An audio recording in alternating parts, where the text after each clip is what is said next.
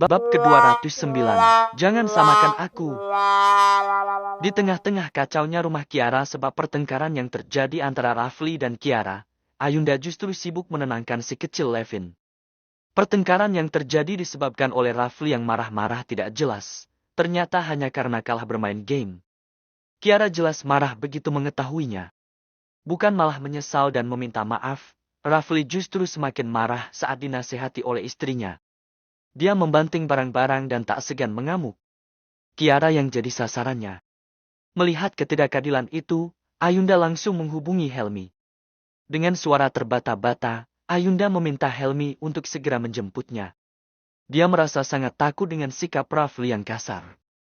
Di sisi lain, Helmi yang terkejut saat Ayunda menelepon dengan suara serak dan terbata-bata, dengan secepat kilat langsung pergi menyusul Ayunda.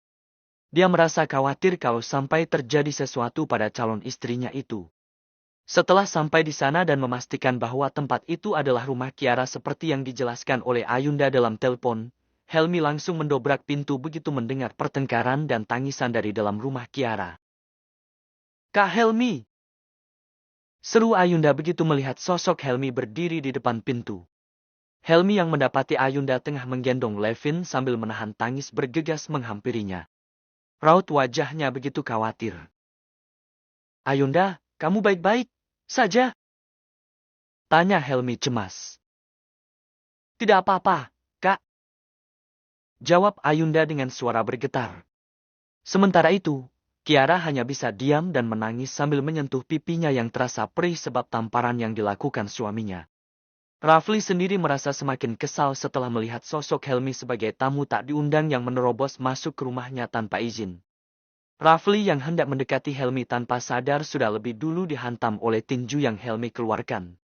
Selain karena melihat Ayunda yang ketakutan, juga ada teman Ayunda yang tengah merintih sambil menangis sebab perlakuan buruk Rafli.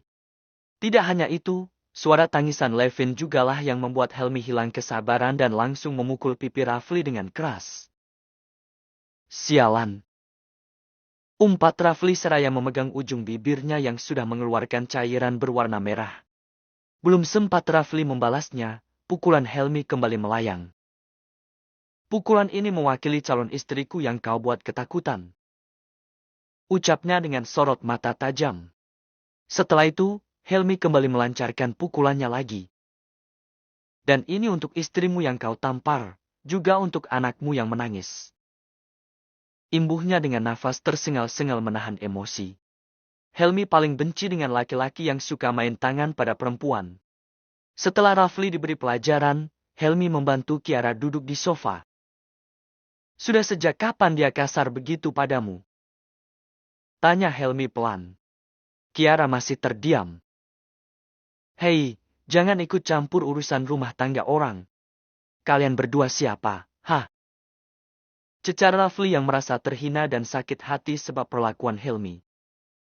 "Seharusnya kamu sendiri tahu tentang kekerasan, bahkan polisi pun berhak ikut campur," timpal Helmi. "Aku mau cerai." Setelah Kiara tiba-tiba, tatapan semua orang langsung tertuju padanya.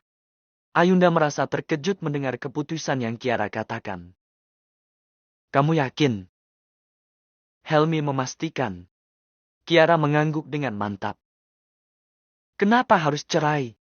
Kita bisa bicara baik-baik, Kiara," timpal Rafli. "Tidak ada yang bisa dibicarakan lagi, Rafli. Aku sudah tidak kuat hidup seperti ini denganmu. Bukan masalah kamu yang tidak bekerja. Tapi, karena kamu kasar.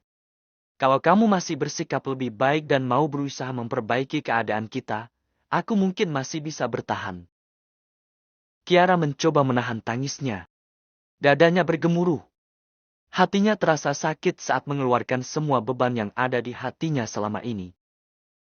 "Aku bahkan rela menyerahkan segalanya hanya untukmu. Aku memilih menikah denganmu saat orang tuaku tak menyetujuinya.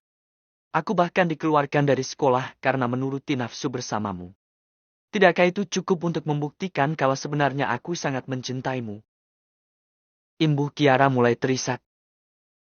"Tapi, kenapa kamu berubah? Apa salahku, Rafli? Tahukah kamu apa yang kurasakan?" Aku tidak bisa membiarkan anakku hidup dengan tekanan jika aku terus bersamamu. Jadi, aku memutuskan untuk bercerai. Ucap Kiara mengakhiri kalimatnya dengan tangis yang kembali pecah.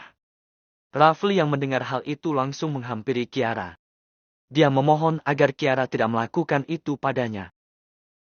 Jangan tinggalkan aku, Kiara. Aku minta maaf. Aku janji tidak akan mengulanginya lagi. Bujuk Rafli mengiba. Mungkin, dia baru merasa bersalah saat Kiara hendak meninggalkannya. Maaf, Rafli. Tapi, aku terlalu takut untuk memberimu kesempatan lagi. Jawabnya dengan derai air mata. Kamu tenang saja. Aku tidak akan menuntutmu ke penjara. Kita selesaikan ini dengan kekeluargaan. Lanjutnya, Helmi dan Ayunda saling berpandangan. Mata Ayunda pun berkaca-kaca. Dia ikut merasa sakit saat Kiara menumpahkan segala beban di hatinya yang tertumpuk. Hidup Kiara begitu berat. Aku mohon, Kiara. Aku mohon. Masih terdengar Rafli memohon untuk yang kesekian kalinya. Namun, sepertinya Kiara tetap kekeh untuk bercerai. Akhirnya, Helmi dan Ayunda mengantar Kiara dan Levin ke rumah orang tua Kiara. Meninggalkan Rafli yang kini hanya bisa pasrah dengan takdirnya. Penyesalan memang selalu datang di belakang. Tapi, sepertinya terlambat bagi Rafli untuk memperbaiki hubungannya dengan Kiara. Setelah mengantar Kiara ke rumah orang tuanya, Helmi dan Ayunda hendak kembali ke rumah Nala. Dalam perjalanan, Ayunda lebih banyak diam.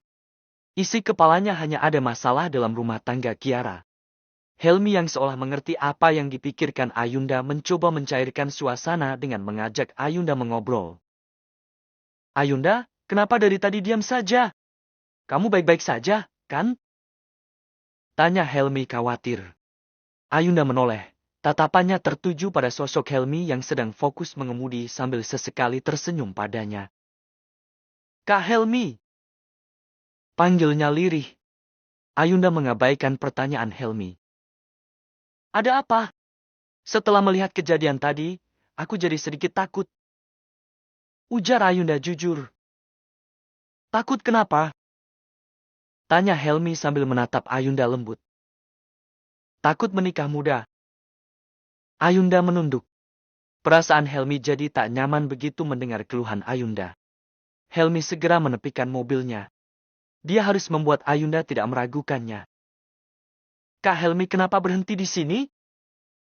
Tanya Ayunda saat mobil berhenti di pinggir jalan.